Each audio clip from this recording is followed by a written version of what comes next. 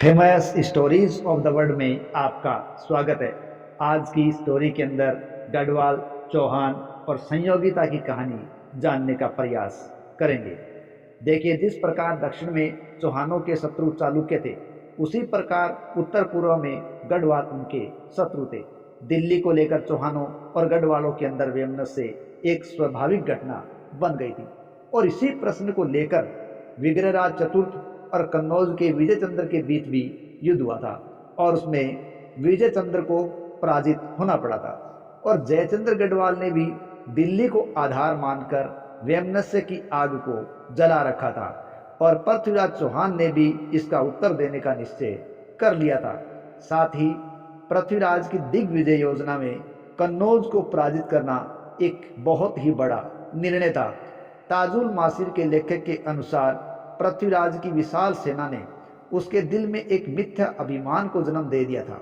जयचंद्र भी पृथ्वीराज की होड़ में विजय योजनाएं बना रहा था। जब पृथ्वीराज ने नागार्जुन को, भंडानक को और चंदेलों को परास्त कर दिया तो जयचंद्र में चौहान राज के प्रति नफरत की भावना बन गई थी। इस प्रकार दोनों की महत्वाकांक्षाएं परस्पर विरोधी भावनाओं को भड़काने का काम कर रही थी। एक की सफलताएं दूसरे के लिए चुनौती की तरह काम कर रही थी। यदि पृथ्वीराज दिग्विजय की अभिलाषा की पूर्ति में कन्नौज राज्य को अपने राज्य का अंग बनाना चाहता था, तो जयचंद्र भी किसी हद तक इस प्रकार की महत्वाकांक्षा रखता था। वो दिल्ली को अधीन करना चाहता था। इस प्रकार दोनों में वैमनस्य बढ़ना स्वाभाविक था और वो बढ़ा भी। जहां तक तात्कालिक कारण का संबंध है, पृथ्वीराज रासों के अनुसार संयोगिता की कथा को प्रधानता दी जाती है और ये कारण सर्व विदित भी है। इस कथा का सारांश इस प्रकार है कि पृथ्वीराज और संयोगिता में आपसी प्रेम था और जयचंद्र गढ़वाल के द्वारा इसकी अवहेलना की गई थी। अपने वैमनस्य के कारण उसने अपनी कन्या का विवाह किसी अन्य राजा के साथ करने का निश्चय कर लिया था। यानी जयचंद्र अपनी पुत्री संयोगिता का विवाह पृथ्वीराज चौहान से कदापि नहीं करना चाहता था और इसी अभिप्राय के लिए उसने राजसूय यज्ञ का आयोजन किया और उसके साथ साथ उसने संयोगिता के स्वयंवर को भी रच दिया। इस उत्सव में उसने कई राजा और महाराजाओं को बुलाया, लेकिन पृथ्वीराज चौहान को उसमें नहीं बुलाया गया और जयचंद्र पृथ्वीराज चौहान का अपमान करना चाहता था और वो केवल बुलाने के अपमान से ही संतुष्ट नहीं हुआ, उसने उसे और भी अधिक अपमानित करना चाहा और उसे ज़्यादा अपमानित करने के लिए उसने पृथ्वीराज चौहान की लोहे की मूर्ति बनाई और द्वारपाल के स्थान पर उसको खड़ा कर दिया। जब स्वयंवर का समय आया और सभी राजा महाराजा संयोगिता द्वारा वरे जाने की प्रतीक्षा कर रहे थे, तो राजकुमारी ने अपने प्रेमी पृथ्वीराज की मूर्ति के गले में वरमाला डाल दी थी। इसी समय पृथ्वीराज चौहान भी अपने सैन्य बल के साथ घटना स्थल पर पहुंच गया था और बड़ी ही युक्ति से वह संयोगिता को वहां से उठाकर चल पड़ा। जयचंद्र ने अपने सैनिक राजकुमारी को छुड़ा लेने के लिए पृथ्वीराज के पीछे लगाए, लेकिन जयचंद्र के ये सैनिक सफल नहीं हो सके क्योंकि पृथ्वीराज के साथ आए हुए सैनिकों ने पृथ्वीराज के लिए या यूं कहे अपने स्वामी के लिए मर मिटने के लिए एकदम वो तैयार थे। इसी स्वामी भक्ति के चलते वो लड़ते रहे और मरते रहे और इसी परिस्थिति का फायदा उठाकर पृथ्वीराज चौहान सकुशल संयोगिता को लेकर अपनी राजधानी में पहुंच गए और वहां उनके साथ विवाह कर लिया। इस प्रकार की कथा अनेक ग्रंथों के अंदर सुनी और सुनाई जा रही है, लेकिन क्या संयोगिता की ये जो रचना है या संयोगिता का ये जो कथन है, जो रचा रचाया है, क्या वो ऐतिहासिक है? तो आज हम इसी संबंध में देखते हैं कि संयोगिता की ऐतिहासिकता के संबंध में किस प्रकार की राय बनाई जाती है। देखिए, जयचंद्र और पृथ्वीराज के संबंध में संयोगिता को पृथ्वीराज द्वारा भगा ले जाने की जो कथा है, उस पर कई विद्वान तो पूरी तरीके से संदेह प्रकट करते हैं और संदेह प्रकट करने वाले मूल इतिहासकारों में माना जाता है तो वो डॉक्टर त्रिपाठी हैं, डॉक्टर ओझा हैं। वो कहते हैं कि ये जो संपूर्ण कथा है वो काल्पनिक है और अपने मत की पुष्टि के लिए वो ये बताते हैं कि संयोगिता का वर्णन है वो रंभा मंजरी नाटक में बिल्कुल भी नहीं किया गया। जयचंद्र के शिलालेखों में भी उसके बारे में कोई जानकारी नहीं है। अतएव उनके अनुसार संपूर्ण कथा है वो 16वीं सदी के किसी भाट के द्वारा रची रचाई एक घटना है, ये मानते हैं। जबकि डॉक्टर त्रिपाठी कहते हैं कि पृथ्वीराज के युग में राजसूय यज्ञ और स्वयंवर की प्रथा लुप्त हो गई थी। तो उनका यह भी कहना है कि जयचंद्र की इतनी विस्तारित विजन नहीं थी कि वो राजसूय यज्ञ करने की आवश्यकता अनुभव करे।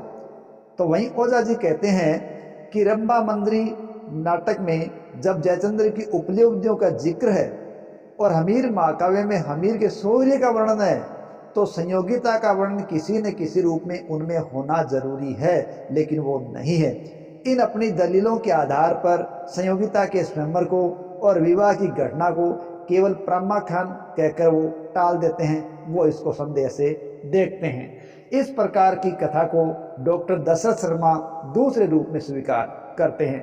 डॉक्टर दशरथ शर्मा ने इस वर्णन को प्रेम प्रधान स्वीकार करते हुए लिखा है कि प्रेम जीवन का एक अंग है और वह सत्य और वास्तविक है। व्यवहारिक जीवन में ऐसी अनेक घटनाएं घटती रहती हैं जो प्रेम प्रधान होते हुए भी सत्य होती हैं। फिर वो लिखते हैं कि रंभा मंदिरी में संयोगिता के स्वयंवर का वर्णन नहीं है, लेकिन उसे ढूंढना भी वहाँ गलत है, क्योंकि उसमें दिए हुए मदन वर्मन का वर्णन भी काल क्रम की कसौटी पर ठीक से नहीं उतरता है। इसी प्रकार वो कहते हैं कि हमीर महाकाव्य में यदि संयोगिता का वर्णन नहीं है तो उसमें पृथ्वीराज के जीवन के साथ मान्यता प्राप्त अन्य घटनाओं का जिक्र भी नहीं है, जैसे नागार्जुन का दमन, परमर्दी का दमन, बंडानकों का दमन, चालुक्यों को दबाना, इनका भी तो जिक्र उनमें नहीं है। इसका अर्थ यह तो नहीं है कि ये घटनाएं पृथ्वीराज के जीवन वर्ष से संबंधित नहीं हो।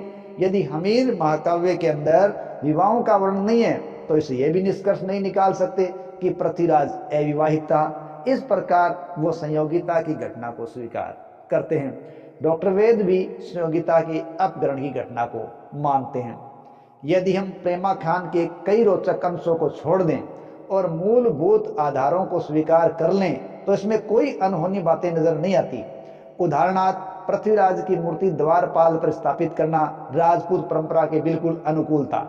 जबकि एक राजपूत वंश दूसरे राजपूत वंश को अपमानित करना चाह रहा हो या दूसरे वंश को अपमानित करना चाह रहा हो तो वो ऐसा करता था। राष्ट्रकूट शासक दंती दुर्ग ने अपने शत्रु गुर्जर राज तथा अन्य राजाओं की मूर्तियां अपमानित करने के लिए हिरण्य गर्भदान महादान के उत्सव पर द्वार पर स्थापित करवाई थी। इसी प्रकार राष्ट्रकूट शासक इंद्र, जो कि चालुक्यों का सामंत था, उसने मंडप से चालुक्य राजकुमारी भगवान को बलात् ले जाने का कार्य किया था। जहां तक पृथ्वीराज के साहसपूर्ण कार्यों का संबंध है, वह ऐसे कार्यों में दक्ष था। इस कार्य से भी अधिक शौर्यपूर्ण कार्य तो चंद्रावती और जैजाग मुक्ति का आक्रमण था, जिसमें विपक्षी दल त्रसित हो गया था। रहा प्रश्न राजसूय यज्ञ का, जिसे उस समय नहीं होना बताते हैं, लेकिन ये बात ठीक नहीं है, क्योंकि प्रत्येक प्रतिभा संपन्न शासक है, शक्तिशाली शासक है, वो ऐसे यज्ञ तो करते रहते थे। इनके भी कई प्रमाण उपलब्ध हैं और सब जानते हैं कि जयसिंह ने 17वीं शताब्दी में राजसूय यज्ञ किया था। अतः जयचंद्र ने आर्यव्रत का नेतृत्व प्राप्त करने के लिए राजसूय यज्ञ किया हो तो इसमें कोई आश्चर्य की बात नहीं होनी चाहिए। जहां तक स्वयंवर का प्रश्न है, उसका उल्लेख 1125 ईस्वी के विक्रमदेव चरित्र में मिलता है। हेमचंद्र सूर के द्वात्र काव्य में दुर्लभ राज द्वारा दुर्लभ देवी के स्वयंवर का प्राप्त होना भी लिखा गया है। इन उदाहरणों से सिद्ध है कि स्वयंवर की प्रथा भी परंपरागत थी। इसलिए चंद्रशेखर तथा अबुल फजल आदि लेखकों ने संयोगिता की कथा को मान्यता प्रदान की है। पृथ्वीराज विजय ने भी पृथ्वीराज को तिलोचना नामक अप्सरा, जो राजकुमारी के रूप में अवतरित हुई थी, के प्राप्त होने का संकेत दिया है। इसके अलावा पृथ्वीराज चौहान के द्वारा संयोगिता को ले जाना स्वीकृत विवाह के अंतर्गत ही है, जबकि राक्षस विवाह का समर्थन स्मृतिकारों ने किया है। आज भी मंडप से कन्याएं उठाई जाती हैं, तो उस युग में ऐसा क्यों नहीं हो सकता था? राजसूय यज्ञ की गतिविधियों में लगे हुए जयचंद्र को राजाओं की भीड़ भाड़ में पृथ्वीराज के सैनिकों और सामंतों पर संदेह करना संभव नहीं लगा होगा। ऐसे अवसर पर संयोगिता को ले जाना कोई साधारण घटना नहीं थी। फिर भी अगर सच पूछा जाए तो परंपरा से मान्यता प्राप्त घटना पर संदेह करना भी उचित नहीं है।